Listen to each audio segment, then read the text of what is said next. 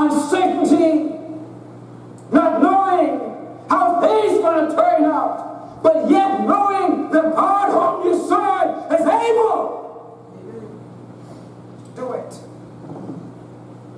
So commitment, understanding, they were willing. They, no doubt, they were certain of his ability and power, but they had not no way of knowing what the future will hold to bring for them. It took great faith of them to follow Jesus in this capacity. He wasn't asking for a couple of hours. He wasn't asking for a few days.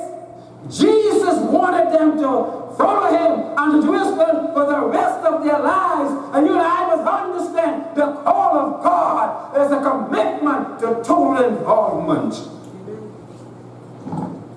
Making commitment to follow Jesus will be a leap of faith. We come to him in salvation by faith, and we must follow him in service by faith.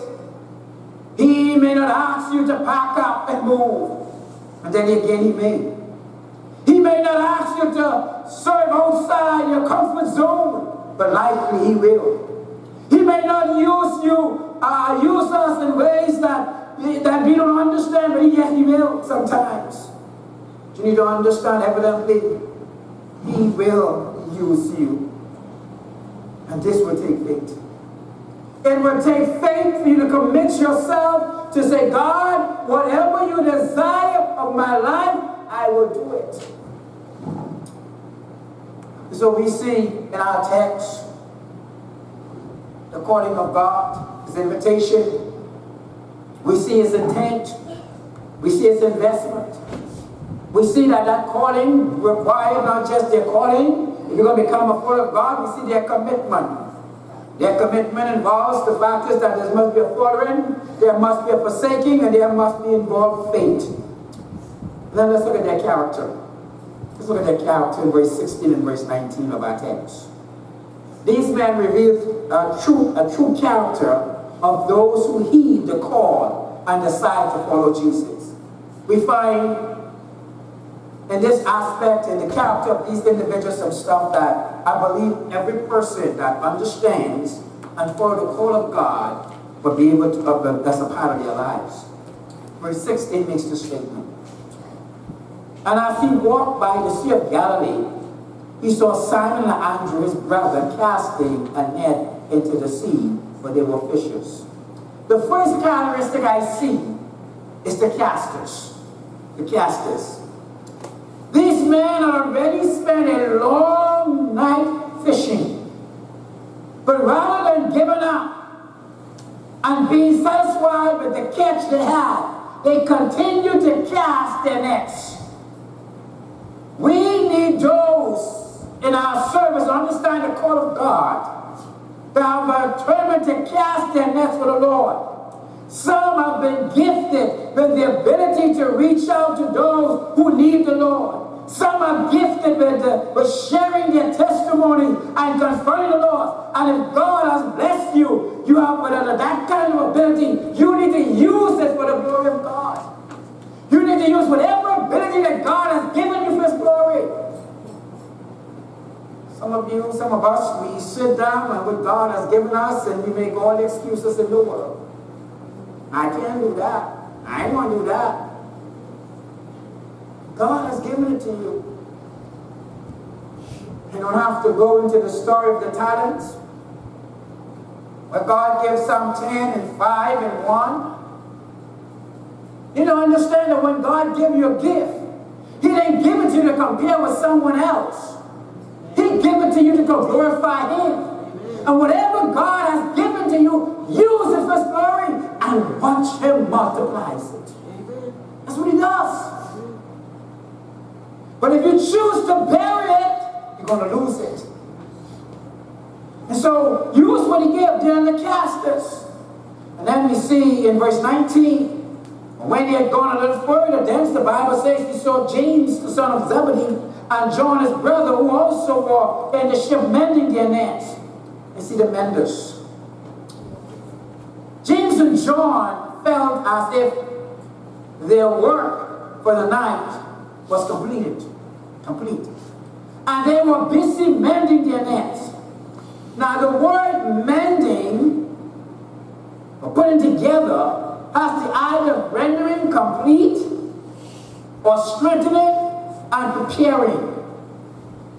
The picture I see here, they had already focused, they were focusing on the next day's work. They were making preparation to secure the fish that they would catch the next day. The picture that I see, now understand the casters are those that go out and they bombard and they witness and they testify. They are those persons that, man, they can just get on there, they can, man, every time you see them, they're telling somebody about Jesus. And you said, well, what's wrong with me? Nothing. Maybe you're the mender. The mender is that person from the perspective of ministry. James and John differed from Peter and Andrew. The picture they concerned was maintaining the catch. In other words, these were those who cared for and ministered to the new converts. Somebody bring them in and go back out. They were those who were in, taking care of what brought in, making sure they didn't get away.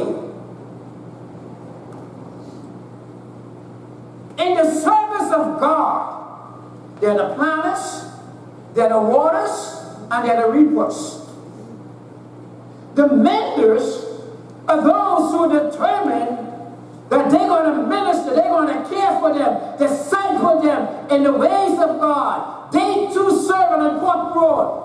Once folks are born into the family of God, they must be fed and nurtured in the ways of God so that they can grow in Him. The menders are those that help to grow. The casters are those that go and reach others. Everyone.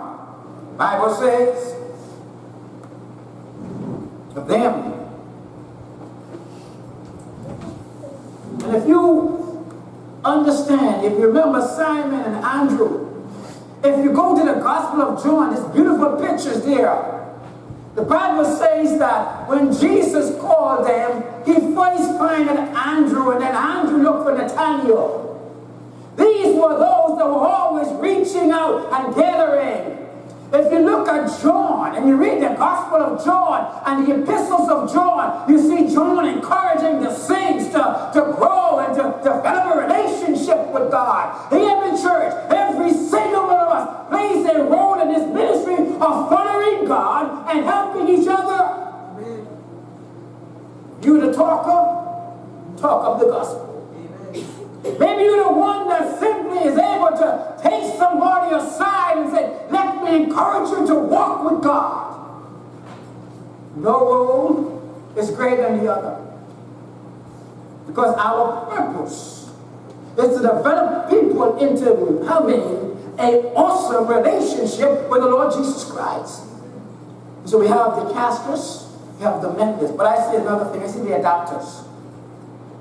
All of these men were asked, and everybody's an adapter. All of these men were asked to step out in faith and perform a task that they were unfamiliar with. Every single one of them. The gifts and abilities they were already possessed would likely become in handy. But they had to open and be open to change and learning new ways. I already showed you that, especially the illustration with Andrew reaching out to Nathanael and Simon reaching out to Andrew. These people, guys, were just going out and showing the illustration of John and being an encourager to the saints and everything.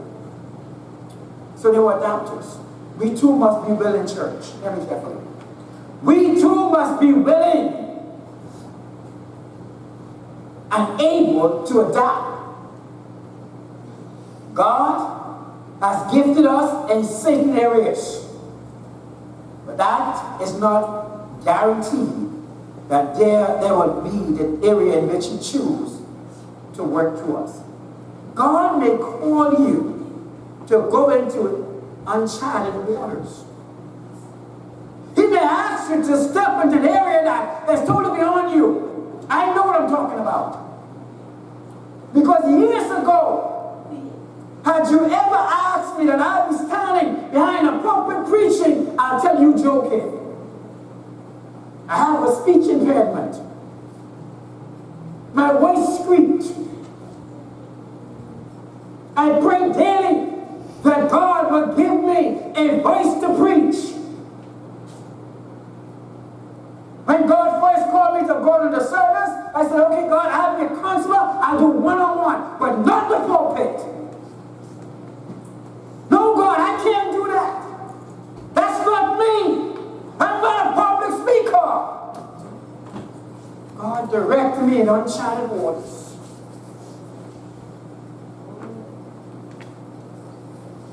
You know what? Ask me if I'll do anything else. No. I enjoy what I do. I do a good job sometimes, but I enjoy what I do. And so God may ask you to step in. We must be willing to follow the Lord wherever He leads us and trust Him to equip us to the task at hand. Keep this phrase in mind. Keep in mind that God doesn't call the equipped. He equipped the called. God doesn't call the equipped. He equipped the called. If God has brought you to it, He will lead you through it. If He is in it, He will provide for it. Are you willing to step out in faith and follow Him? Are you willing to adapt for His glory? And I want to God that every single one of us in this ministry will determine our heart that we will adapt to the glory of God. Do what God has asked you to do with every gusto that we have. Please, let's stop half-stepping when it comes to the service of God, and let's put everything we have in it and watch God work. Let me close. All of God's children. All of God's children have a work to do. All. Christ has called each of us to a life of service for Him. And we must heed the call. Follow Him and develop as He strengthens us. We must be willing to follow Jesus. If you're a child of God and here today, you have not as yet responded to the call of God, I encourage you, I challenge you to respond to that call. Your life will be the better for it. But if you have never been saved, Jesus is calling you salvation. Yes.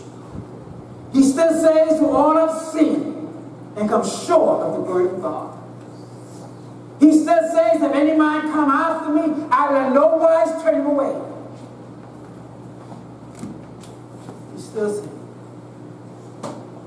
that the payment and the wages of sin is death, but the gift of God is eternal life. That eternal life He wants to give to all. So if you're not saved, I encourage you to do that. If you've heard that call, I urge you to respond in repentance and confession. Simply, Lord, save me. But as a child of God, you've probably heard this call time and time again. God's been asking you to do some stuff. You've been resisting. May you say today, okay, Lord, I give up. I'm yours. Do what you will in my life. For your glory and for your honor. Our Father and our loving God, we thank you. That each and every one of us that are here today can become followers of you. We a very to the core. Lord, I pray that you will respond. We see their call, Lord, we see their commitment. But I just ask you now that all of us will commit to that state. Now we see the characteristic. Help us to understand where we are. Some of us, Lord, we are casters. Others, they are mentors. But every one of us, Lord, must be able to turn down to whatever you call us to. For your glory. Have your will in our lives and in this ministry.